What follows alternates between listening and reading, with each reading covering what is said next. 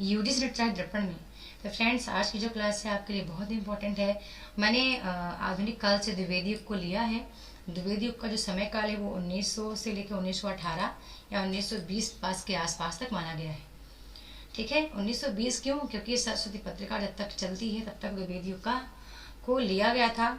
अब चलिए आगे द्विवेदी युग के बारे में कितनी चीज़ें बहुत महत्वपूर्ण है आपके परीक्षा के अकॉर्डिंग, हम वो देख लेते हैं। यह जो क्लास है वो उन सभी के लिए बहुत महत्वपूर्ण है, चाहे कोई TGT, PGT, UGC net, set, MPPSC या फिर राजस्थान पीएससी, आप किसी भी विषय की तैयारी करते हो, आप सभी के लिए ये पीडीएफ बहुत महत्वपूर्ण है। ठीक है, देखते हैं कि डॉक्टर नगेंद्र ने इस काल को जागरण सुधार काल का नाम दिया है। 1900 से 1900 ईस्वी से इसी युग का प्रारंभ माना जाता है। सरस्वती पत्रिका का प्रकाशन वर्ष भी यही है। ठीक है, अब 1918 से अब मैं थोड़ा आपको बताऊं कि इसमें क्या क्या चीज़ें हैं जो कि बहुत इंपॉर्टेंट है आपके लिए। कंप्लीट चीज़ें इसमें महावीर द्विवेदी के बारे में है, और जो परीक्षा के अकॉर्डिंग आपके लिए बहुत महत्वपूर्ण है, या द्विवेदी के जितने भी महत्वपूर्ण कवि हैं उनका जन्म समय, और द्विवेदी की विशेषताएं, और द्विवेदी युग में योगदान देने वाली पत्रिकाएं कौन कौन सी रही हैं आदि। तो क्लास को बिल्कुल स्किप नहीं करना है और ध्यान से क्लास को देखते चले जाइए, और जो चीज़ें आपके लिए बहुत महत्वपूर्ण हो, आपको जिसका संज्ञान नहीं हो उसको नोट डाउन कर लीजिए। 1918 ईस्वी से छायावाद का प्रारंभ माना जाता है। झरना का प्रकाशन वर्ष के समय से, ठीक है, झरना के प्रकाशन वर्ष के समय से ही किसका प्रारंभ माना जाता है? छायावाद का। लेकिन आप देख रहे हैं कि 1900 से लेकर 1918 तक ही चलता रहा कौन सा? द्विवेदी युग। लेकिन अभी आप आगे देखना कि डॉक्टर नगेंद्र ने इस काल को जागरण सुधार काल नाम दिया है, क्योंकि इस काल में काव्य की विषय वस्तु में परिवर्तन आया।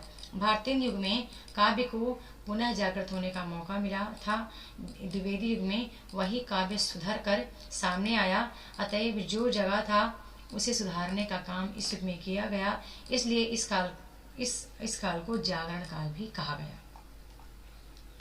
अब हम आगे देखते हैं कि हिंदी काव्य की नई धारा कहकर पुकारा है आचार्य रामचंद्र शुक्ल ने। किसको? द्विवेदी युग को। क्या बोले हैं? हिंदी काव्य की नई धारा। आदर्शवादी प्रबंध परंपरा का काव्य कहा इसको गणपत चंद्रगुप्त ने, द्विवेदी को। इस काल में गद्य और पद्य दोनों की भाषा खड़ी बोली ही रही है। द्विवेदी युग में इन दो संस्थाओं का महत्वपूर्ण योगदान रहा।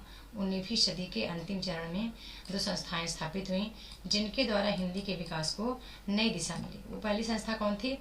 नागरी प्रचारणी सभा काशी, 16 जुलाई 1893 में स्थापित की गई थी। ठीक है, स्थापना इसका 16 जुलाई 1893 है। स्थापना का प्रयास 3 लोगों द्वारा किया गया था, शिव नारायण मिश्र, शिव कुमार सिंह और श्याम सुंदर दास। इसकी स्थापना का उद्देश्य क्या था? पुराने एवं मूल्य हस्तलिखित ग्रंथों की खोज करना और उन्हें संरक्षण प्रदान करना। अगला था कि इस कार्य के लिए खोज प्रभारी नियुक्त किया गया, जिसे खोज कार्य का निरीक्षक कहते हैं। अगला था कि 1900 से लेकर 1908 तक इस पर बाबू श्याम सुंदर दास काम करते रहे। 1908 से लेकर 1916 तक इस पद पर श्याम बिहारी मिश्र व सुखदेव बिहारी मिश्र काम करते रहे। इस सभा द्वारा 1896 में काशी से एक पत्रिका प्रकाशित की गई, नागरी प्रचारणी। यह पत्रिका एक त्रैमासिक पत्रिका थी जिसमें प्रारंभ में अनेक शोधपरक लेख छपा करते थे। आगे देखते हैं कि 1910 में हिंदी के प्रचार प्रसार के लिए हिंदी साहित्य सम्मेलन प्रयाग की स्थापना की गई। इसकी स्थापना में मदन मोहन मालवीय एवं पुरुषोत्तम दास टंडन का महत्वपूर्ण योगदान रहा। ठीक है, पेपर में आती हैं और ये आ चुका है, ये जो यहाँ पे मैं पढ़ रही हूँ। इस तरह सभा ने सम्मेलन की स्थापना की जिसका कार्य हिंदी के प्रचार प्रसार के लिए ही था। ठीक है, मैं थोड़ा अपनी भाषा का प्रयोग करूंगी तो आप शब्द में बच जाइएगा।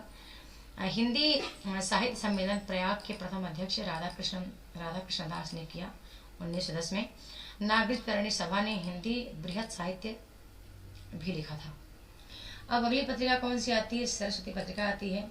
इस पत्रिका के प्रकाशन का निश्चय इंडियन प्रेस इलाहाबाद के मालिक चिंतामणि घोष ने किया था। ठीक है, ये भी आपके लिए बहुत इंपॉर्टेंट है, ध्यान रखिएगा। सर्वप्रथम इसका प्रकाशन 1900 इस बी में शुरू हुआ। चिंतामणि घोष ने इस पत्रिका के प्रकाशन के लिए और इसकी सामग्री जुटाने के लिए काशी नागरिक चरणी सभा से अनुरोध किया। सभा ने इस कार्य के लिए अपनी मंजूरी दे दी और हाँ कर दी और मासिक रूप से निकालने का निर्णय किया। इस पत्रिका का प्रकाशन प्रथम वर्ष में एक मंडल द्वारा किया गया, जिसमें निम्न सदस्य भाग लेते हैं: बाबू श्याम सुंदर दास थे, कार्तिक प्रसाद थे, किशोरीलाल गोस्वामी भी थे, राधा कृष्ण दास थे और जगन्नाथ दास थे। अब आगे देखते हैं कि द्वितीय वर्ष अर्थात 1901 से 1903 तक अकेले ही बाबू श्याम सुंदर दास ने इस कार्य को संभाला। किस कार्य को? सरस्वती पत्रिका को आगे बढ़ाने का। लेकिन 1903 से लेकर 1920 तक इस पत्रिका के संपादक कौन हो गए? महावीर प्रसाद द्विवेदी रहे। 1920 से 1947 तक पद्मलाल पुन्नालाल बख्शी एवं पंडित देवीदत्त शुक्ल रहे। इस पत्रिका को 20वीं शताब्दी के प्रारंभ का विश्वकोश भी कहा जाता है। यह एक मासिक पत्रिका थी। प्रारंभ में यह पत्रिका काशी से प्रकाशित हुई थी, लेकिन बाद में महावीर प्रसाद द्विवेदी ने असुविधा के कारण इसका प्रकाशन इलाहाबाद से करना शुरू किया।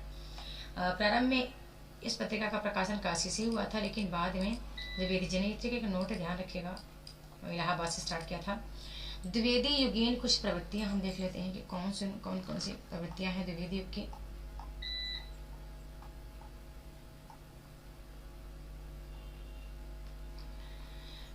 तो हम देखते हैं कि द्विवेदी की जो प्रवृत्तियां हैं,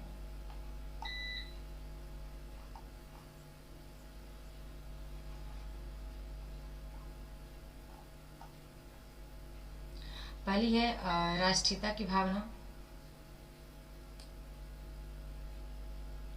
फिर दूसरी है इतिवृत्तात्मकता, तीसरी है मानवतावादी दृष्टिकोण, चौथी है उपदेश प्रधानता एवं नीति सुधार, पांचवा है प्रकृति का आलम्बन स्वरूप में चित्रण, छठवा है उपेक्षित नारी पात्रों की साहित्य प्रतिष्ठा। अरे ओहो,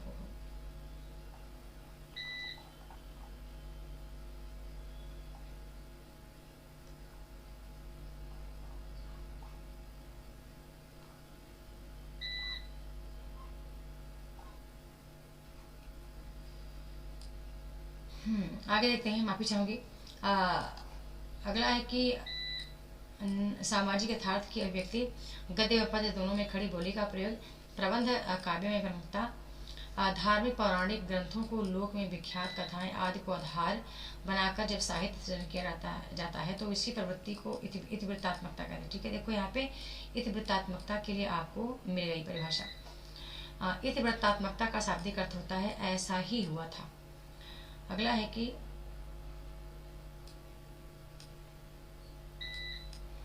द्विवेदी युग में इन सभी प्रवृत्तियों के अलावा और महावीर प्रसाद द्विवेदी के योगदान के कारण साहित्य में खड़ी बोली का प्रयोग और सरस्वती पत्रिका के संपादक के कारण द्विवेदी को भाषा का व साहित्य का व्यवस्थापक भी कहा जाता है।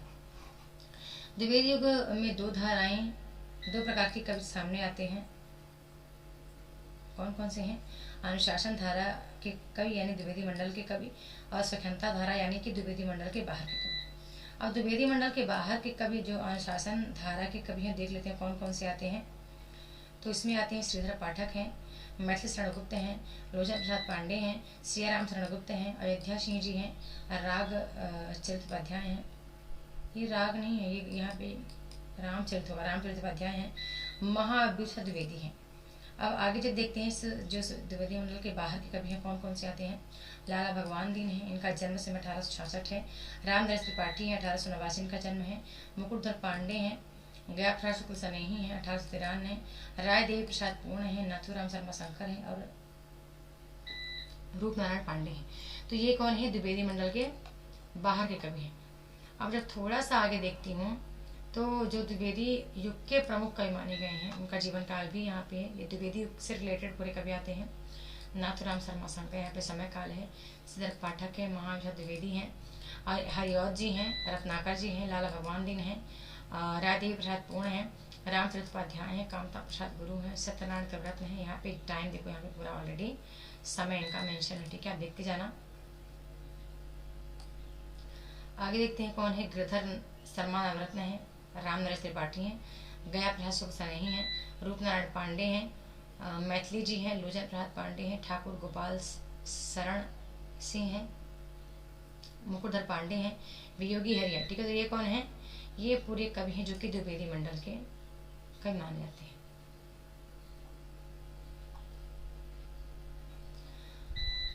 अब मैं थोड़ा सा जब आगे देखूं तो देखती हूँ कि महावीर प्रसाद द्विवेदी के जो योगदान रहा है वो क्या रहा है। तो हम देखते हैं यहाँ पे कि भारतीय युग के बाद महावीर प्रसाद द्विवेदी ने हिंदी गद्य और पद्य दोनों में पद्य में परिपक्व भाषा में परिवर्तन करते हुए हिंदी खड़ी बोली का जबरदस्त समर्थन किया और इसी कारण इन्हें गद्य का परिष्कृता कहा जाता है। इन्होंने अपने समकालीन साहित्यकारों लेखकों से विचार विमर्श करके हिंदी गद्य में पद्य में खड़ी बोली के साहित्यिक के प्रयोग पर बल दिया और सरस्वती पत्रिका के संपादन के साथ सभी साहित्यकारों को हिंदी गद्य और पद्य दोनों भाषा खड़ी बोली का प्रयोग करने के लिए कहा। हम आगे देखते हैं कि इनका जो जन्म समय है वो 1864 दौलतपुर रायबरेली उत्तर प्रदेश है। इन्होंने साहित्य को ज्ञान राशि का संचित कोष कहा है।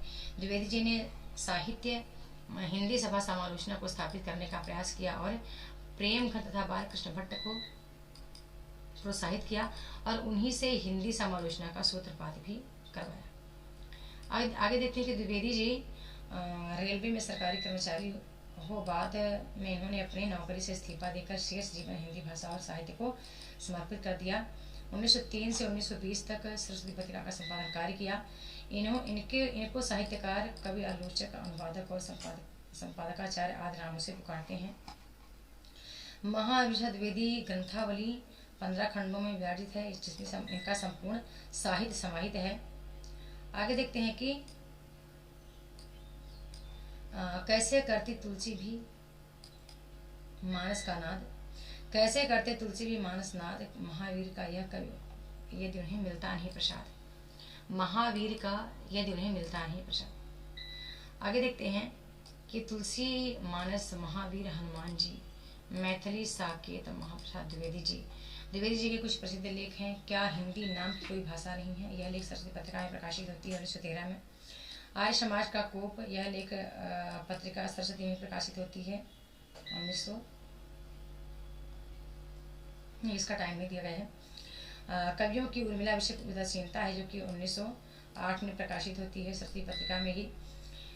इस लेख को उन्होंने भुजंग भूषण भट्टाचार्य नाम से प्रकाशित करवाया था। और कुछ इनकी अनुवादित रचनाएं भी हैं, जैसे कि आप देखेंगे इनकी जो अनुवादित रचनाएं हैं, बेकन विचार ग्रंथावली 1901 में, कुमार संभव 1902 में, शिक्षा 1906 में, जल चिकित्सा 1907 में, स्वाधीनता 1907 में, वैणी संहार 1907 में। अब इनकी कुछ मौलिक रचनाएं भी आपको देखने को मिलेगी जो इन्होंने मूल रूप से लिखा है। वो कौन है?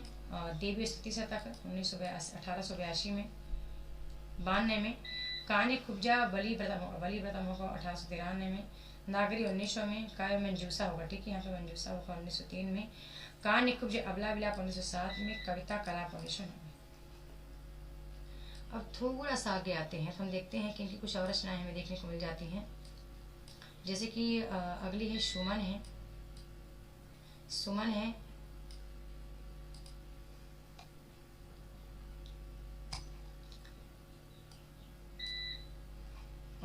द्विवेदी काव्यमाला है। कुछ प्रमुख ग्रंथ हैं। नैसब चरित चर्चा 1893 में, हिंदी कालिदास की आलोचना 1901 में, संपत्ति शास्त्र 1908 में। इसकी विषय वस्तु है अर्थशास्त्र। द्विवेदी जी ने इस ग्रंथ के माध्यम से समाज व के पूंजीवादी व दलित वर्ग के बारे में तथा उनके मत विरोधों के बारे में विवेचन किया है। कालिदास की नरमकस्ता है 1911 में, और असंख्य रंजन 1920 में, सुकवित संकीर्तन 1920 में, महिला मद 1925 में, साहित्य शिखर 1930 में। कालिदास की संस्कृत निष्ठ व अपने मनमाने ढंग से प्रयोग की जाने वाली की भाषा के बारे में उंगली उठाई गई है। यहाँ पे कालिदास की नरमकस्ता। तो एक छोटी सी क्लास आपके लिए आज मुझे बनाना पड़ा था, और ये वीडियो पसंद आए तो चैनल को लाइक शेयर सब्सक्राइब जरूर कर लें, बेल आइकन प्रेस करके रखें ताकि मेरी कोई वीडियो मिस ना हो। मिलते हैं किसी नेक्स्ट वीडियो में नए टॉपिक के साथ, तब तक के लिए बहुत बहुत धन्यवाद।